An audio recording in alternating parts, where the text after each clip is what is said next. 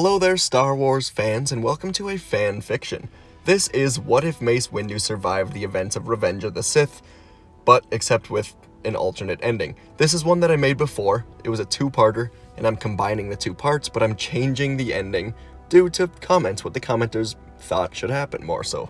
So, we're going to change it up, add a new ending to this, but otherwise it's just the previous two fan fictions pushed together in one big movie. As I'm going to be away for the week, so I figured I still want to put content out and doing stuff like this, with taking fan fictions that had many parts, putting them into one movie, and putting it out with a little bit added. So that's what we're doing today. I hope you enjoy. If you've seen this before, I hope you consider watching again. Please leave a like, subscribe, leave a comment, I'll try to get back to you. But anyways, here's What If Mace Windu Survived, the events of Order 66 and all that, and yeah, alternate ending from what I did before. So sit back, relax, and enjoy. The Jedi legend Mace Windu was falling through the skies of Coruscant, falling half a kilometer from the Chancellor's office to the ground, while his entire world had been turned upside down in just one fatal moment. He fell, barely fighting off death, fighting off unconsciousness, focusing on the here and the now, focusing on survival. Halfway to the ground, he called upon the Force to bring a speeder underneath him to a halt, so he could try to land in it, but still in a daze, he just hit the side and continued to fall. He couldn't die. Not like this, he thought. As he continued to fall, there was one more layer of speeders. He had one more chance to do this. He fell, and finally found another speeder under him. Mace pushed the speeder towards the ground at a lesser rate than he was falling, lining himself up perfectly. Eventually, with a screaming Rodian flying the speeder, Mace made a rough landing in the passenger seat. With some of his last bits of strength, he grabbed the wheel from the terrified Rodian and took the speeder to the ground. After landing, Mace flopped to the ground, crawled in between two buildings to hide. His whole world was crumbling. He was bruised on every part of his body, burned from the lightning of the Sith, and he was missing a hand and thrown out of a window like an insect because of Skywalker. Mace couldn't help but just chuckle a little, which caused immense pain to his broken ribs and his charred body. He was right about the boy from the very start. And then, Mace fainted from the injuries to both his mind and his body. 3 years later, the fifth brother and the seventh sister were dispatched to the planet Ryloth, where there had been scattered reports of Jedi activity. The Empire was in their beginning stages of occupying Ryloth, and the Inquisitors were here to snuff out any possible Jedi threat. They made their way through the main city, seeing nothing suspicious, but their intel had said the Jedi was likely on the outskirts of town, and the Inquisitors found themselves approaching that area. They would get the Jedi to show themselves eventually, they thought. Once outside of town, the Inquisitors approached a mountain settlement where fewer Twi'leks lived, but where they lived in a more traditional sense. If there is a Jedi here, it seems like this would be the settlement to hide in, the fifth brother said as they made their way through the settlement with hateful stares from the citizens. Agreed, I'll draw them out, said the seventh sister as she pulled a nearby citizen into the air. It was a boy no older than 18. She yelled, "Citizens of Ryloth, the Empire will be merciful and even resourceful to you if you tell us where this rumored Jedi is hiding. If not, well then you will all suffer the consequences, one by one." And she began slowly choking the boy. As the boy struggled in the air, feet kicking, clawing at his neck, she looked for an emerging Jedi, but saw nothing. "Fine, then he will die," she exclaimed, and as she went to close her hand, crushing the boy's trachea, a flying lightsaber blade swiftly cut through her shoulder, dropping her arm to the ground as the boy fell to his knees. The fifth brother looked up in shock, but was immediately shoved about 40 yards away with an extreme force push. The seventh sister looked into the air in fear as a man pulled back the saber into his hands, and in one swoop, he cut off her head as he landed on the ground. The fifth brother got back up, igniting both ends of his lightsaber, and he looked around in horror. The Jedi was no longer standing there, but his partner lay dead and dismembered in front of him. Surrounded by rocks and tall grass, the fifth brother prepared to retreat, but as he turned around, he saw him. Jedi Master Mace Windu, the Jedi Council legend, thought to be one of the first killed in the Purge, was now standing in front of him. Mace stood in front of the Inquisitor. He was disfigured, burned, one robotic arm, but more intimidating than any Jedi the fifth brother had seen to this point. Mace then lifted his hands, raising 20 or so small boulders with the Force, and threw them at the fifth brother, knocking him down and burying him, leaving just enough of an opening for Mace to walk up to the Inquisitor, struggling to breathe, and stabbing him through the heart. The last thing the Inquisitor ever heard Mace say was, "At last I will reveal myself to the Sith and kill Anakin Skywalker." Mace then walked back to the Twi'lek camp that he'd been hiding in since the Purge.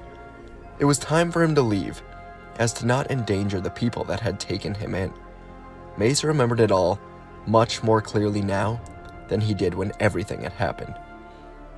3 years ago, he'd woken up on the Coruscant streets, sounds of screaming and confusion filling his ears.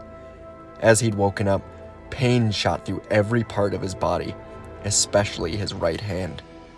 When he fainted, it was nighttime. Now it was clearly day, and Mace looked down to his right hand. Well, what used to be his right hand. Slowly, Mace got up and limped to the top of a nearby tall building to see where the smoke in the air was coming from. And at the top, his worst nightmare hit him. The entire Jedi Temple, burning and crumbling to the ground. Mace fell to his knees, and an image of Anakin Skywalker standing by his side as he was about to destroy the Sith was burning in Windu's mind. The image of Anakin screaming and slicing his hand off as Mace stood there, getting electrocuted and being thrown to the ground, was all Mace could picture. It burned inside of him. It burned. And despite his rage, Mace knew he was nowhere close to being able to fight Anakin and Palpatine right now. He was using all of his strength just to stay alive as he made his way to a screen down below to see the HoloNet breaking news that read, "Breaking. Jedi attempt to execute the Chancellor and take over the Republic. The Chancellor is safe, and the clone troopers have been instructed to eliminate all Jedi." Mace didn't have time for anything except escape right now.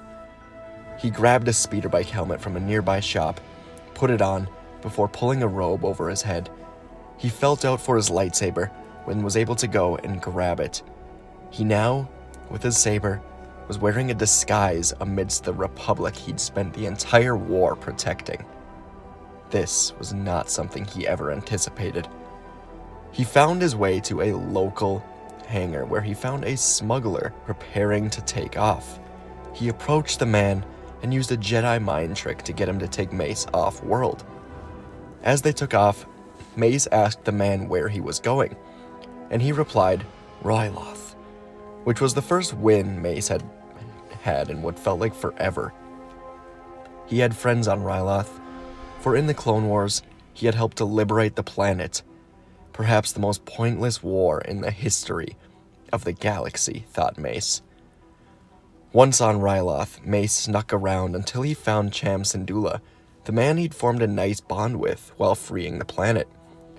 From there, Mace had lived rather peacefully and quietly, though tormented, among the Twi'lek people. Few knew who he truly was, as he kept his face covered and his training completely separate, but those who knew him and remembered him welcomed him. Now Mace prepared to leave, in order to draw whoever came for him next away from Ryloth. He embraced Cham Syndulla and the others, thanking them for their hospitality. He said goodbye to the daughter, Hera, before leaving, as the two had formed a nice bond.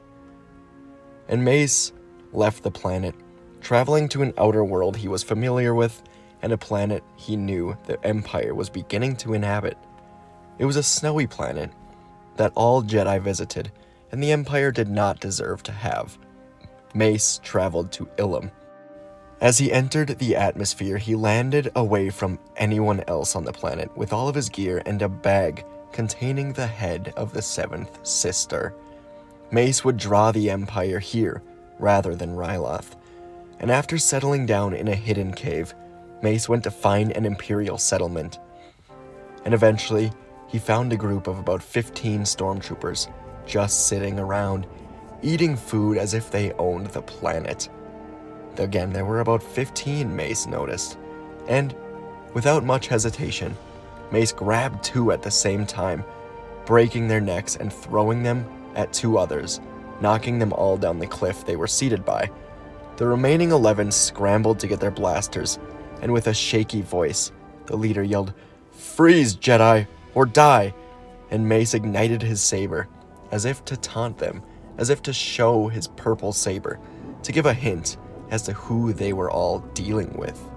"Fire!" the trooper yelled, and Mace deflected every single blast, killing 7 of the troopers and leaving 3 injured as the leader stood unharmed.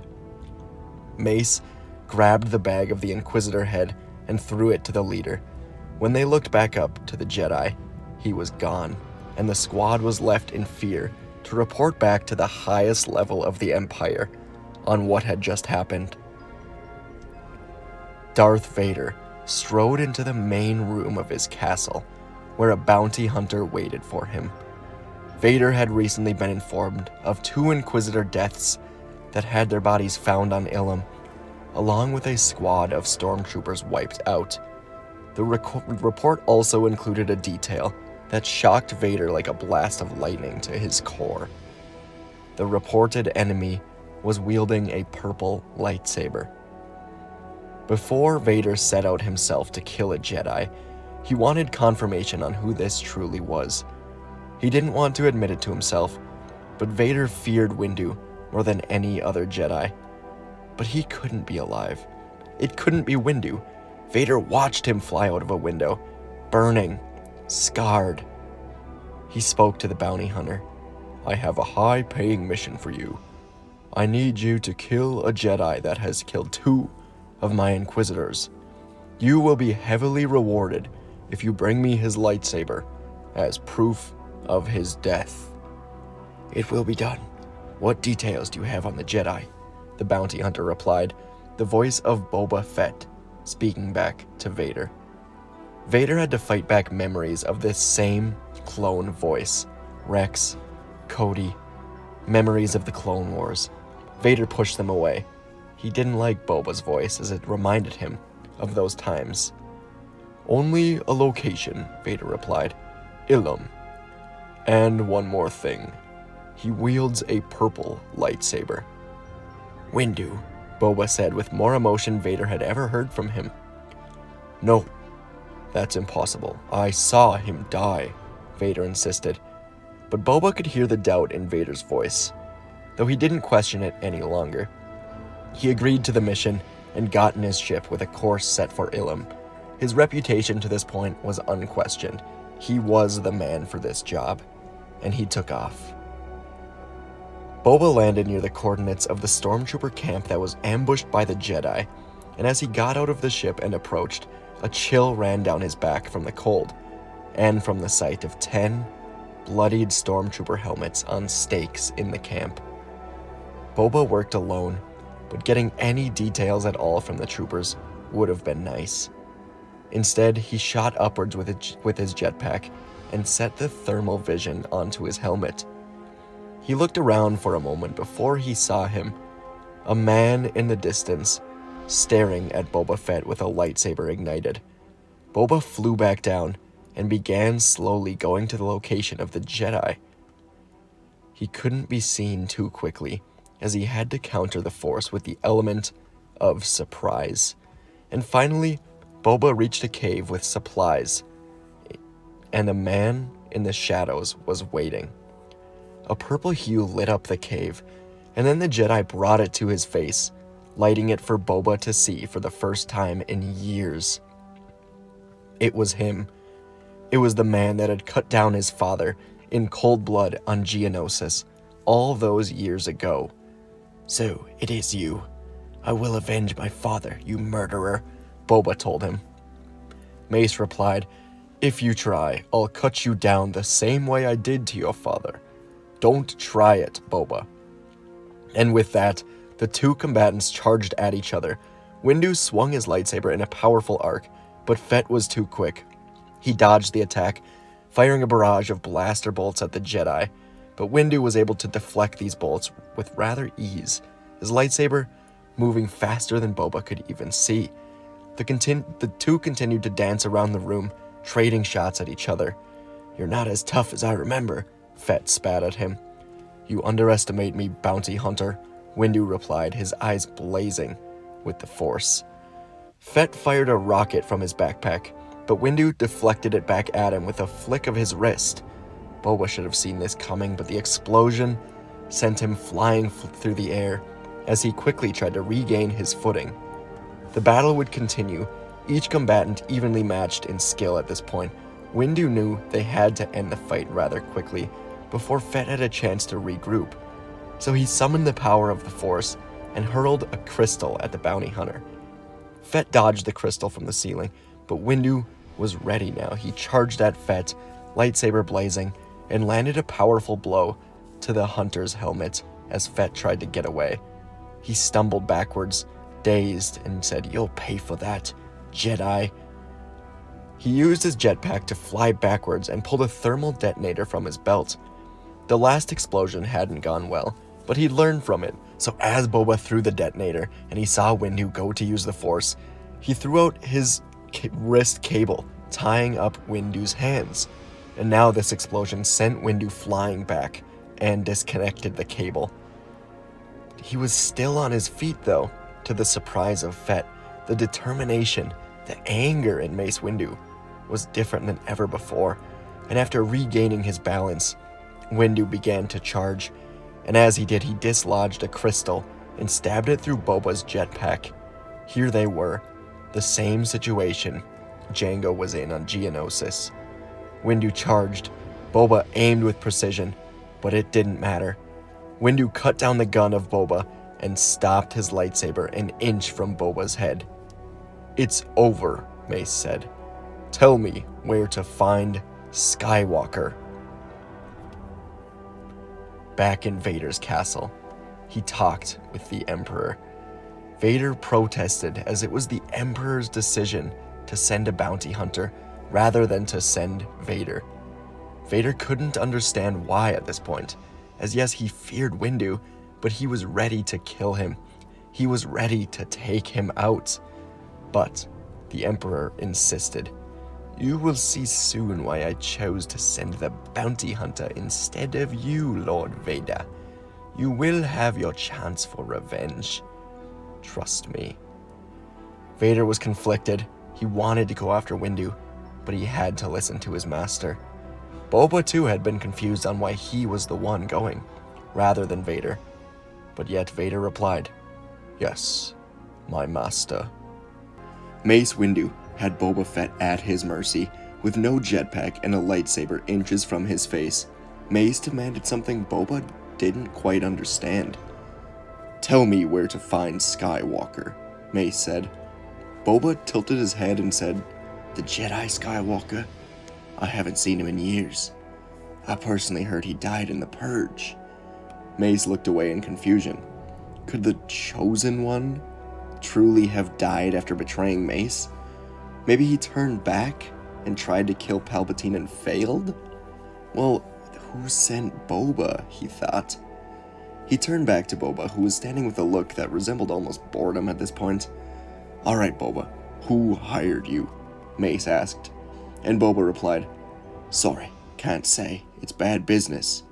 And Mace knew that answer wasn't going to change, so he pushed Boba into the wall with the Force, knocking him out, and began walking towards Boba's ship. Once inside and seated uncomfortably facing the sky, Mace checked the flight logs. If the place he was hired from was secretive, Boba likely wouldn't have erased them. And Mace was right. Coordinates to Mustafar. Darth Vader strode around in his castle throne room. All he could think about was Mace Windu. It had to be him on Ilum. What other Jedi could wipe out 2 Inquisitors so easily wielding a purple blade? And Palpatine made him send a bounty hunter. Vader threw a computer in anger and it smashed against the wall. He was trying to fight off memories, visions, but he couldn't hold off. And suddenly, he was just a boy in the council chambers back on Coruscant. Qui-Gon, behind him holding his shoulders, and a stern Jedi turned to him with a cold, blank stare and said he was not to be trained. How different his life could have been. And then everything jumped, and now he was in the council chambers again, being given a seat on the council. This vision felt so real. You are on this council, but we do not grant you the rank of master, Mace Windu told him. The decision that could have changed everything. The vision, Vader was in it, and he would use it to take out his frustration. What?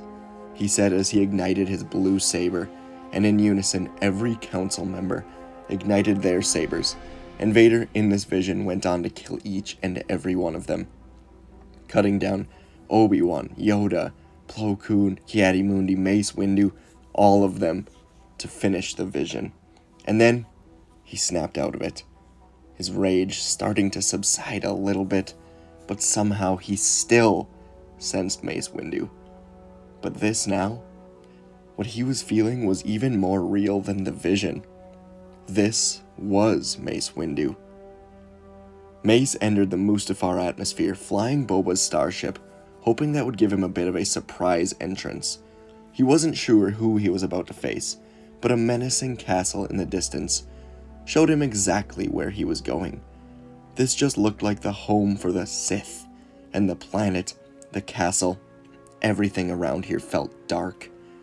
He approached the open landing area, seeing no one below, but the ship landed, and Mace began to slowly walk down the lowered ramp. Now he could feel a presence.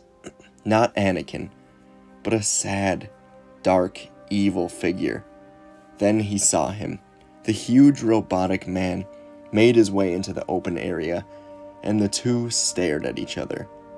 "So, Master Windu, you survived," the dark machine said to him.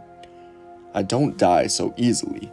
Now I'm back to kill the Sith, starting with whatever you are," Mace replied. "I see you have a replacement hand.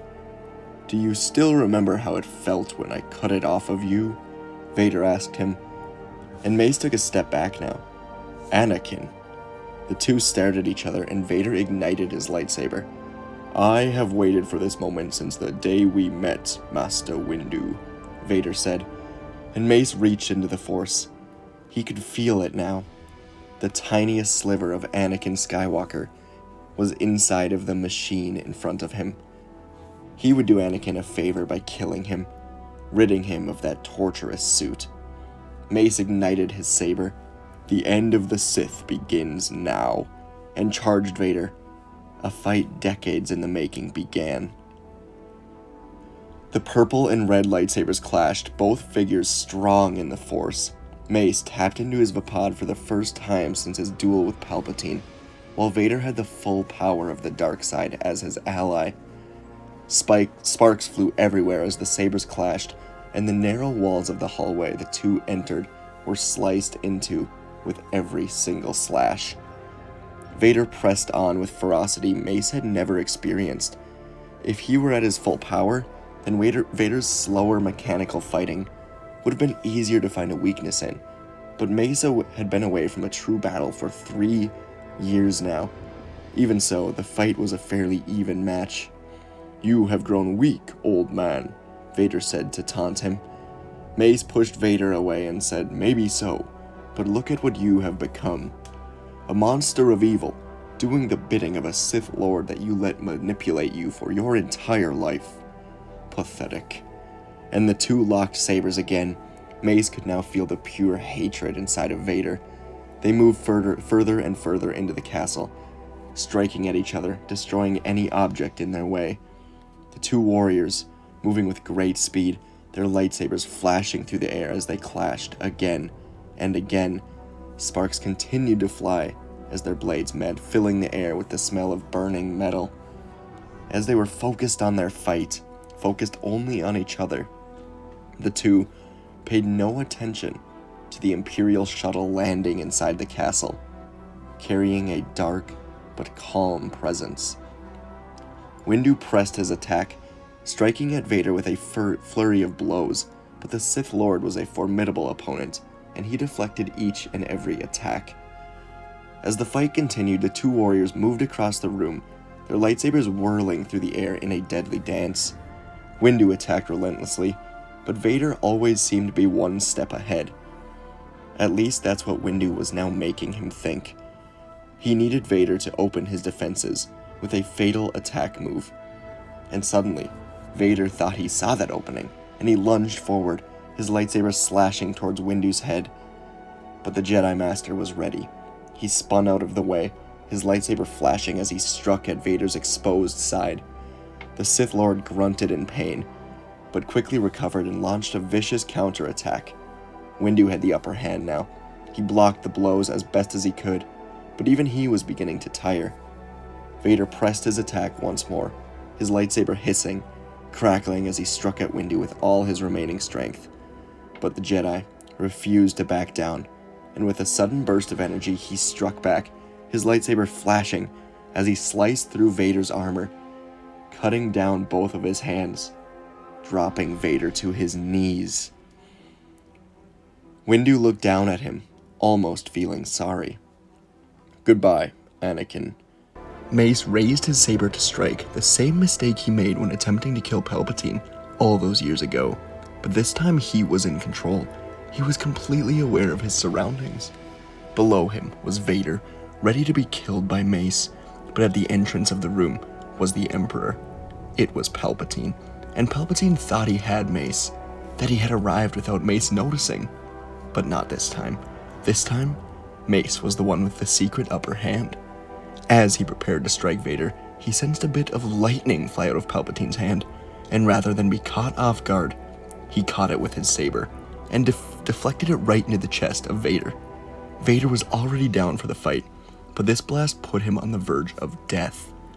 Palpatine, caught off guard by Mace being unfazed by his arrival, snarled, grabbed his lightsaber. "I will personally see it to you die this time, Jedi." Mace Windu looked at him, and while staring at Palpatine, he began to crush Vader's breathing tubes, killing him. "After everything, Skywalker is gone, my lord." Palpatine simply smiled and said, "No matter, I have no need for him. My power has grown past the need for an apprentice. My empire has crushed your beloved Republic, and now I will crush you." He lunged at Mace, and the atmosphere inside Vader's castle was filled with tension, filled with darkness. Windu, a master of the lightsaber, stood at the center of the Sith Lord's lair. He had come to confront Sidious, the sinister Emperor Palpatine himself, knowing he would be here. It was a final battle to end it all. As the doors to the throne room swung open, the two powerful Force users were locked eyes, swinging at each other. The room crackled with energy, lightsabers ignited, hitting each other, back and forth. The clashing echoed through the chamber, their blades colliding with immense force. Windu's expert swordsmanship, a formidable match for Darth Sidious's unyielding aggression. This was not their first fight. They'd done this, but it would be their last. The battle intensified as the combatants exchanged fierce blows, their power resonating throughout the castle. The walls trembled, they unleashed waves of Force energy, hurling objects, debris in their wake. The clash of their opposing ideologies reverberated through the chamber. Windu fought to protect the remnants of the Jedi, remnants of the Republic, while Sidious sought to maintain his empire, his dominance. But despite his relentless assault, Sidious found himself at a disadvantage. Windu's technique and unwavering resolve pushed him to the brink. Sensing his impending defeat, the Sith Lord unleashed a barrage of dark side lightning, similar to the last time he was in a spot like this. And it was crackling, Mace blocking it. The lightning surged from his fingertips, engulfing the room in an eerie glow. Windu, tapping into his own connection with the Force, he'd been here, he would defeat him, this time once and for all. Absorbed the dark side lightning, channeling it into his lightsaber. The energy ripped through his blade. It empowered his strikes. With a surge of pure light now, and a mighty roar, he launched himself at Sidious, overwhelming him with a series of devastating blows. He seized the opportunity he was waiting for, and with a powerful strike he disarmed Sidious once and for all, sending his saber spinning across the room. The Sith Lord, now defenseless, fell to his knees before the Jedi Master. Victory was within reach. "No traitors to save you this time," Mace said.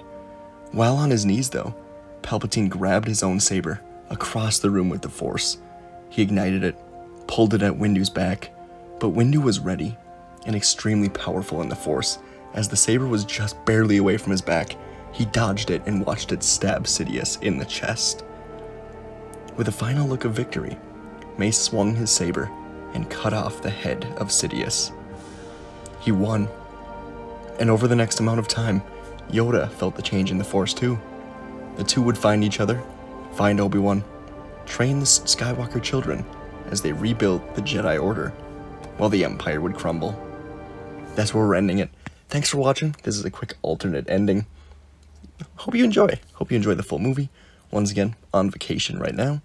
So, I'll be back soon with daily uploads. But yeah, hope you have a great day. And thank you for watching.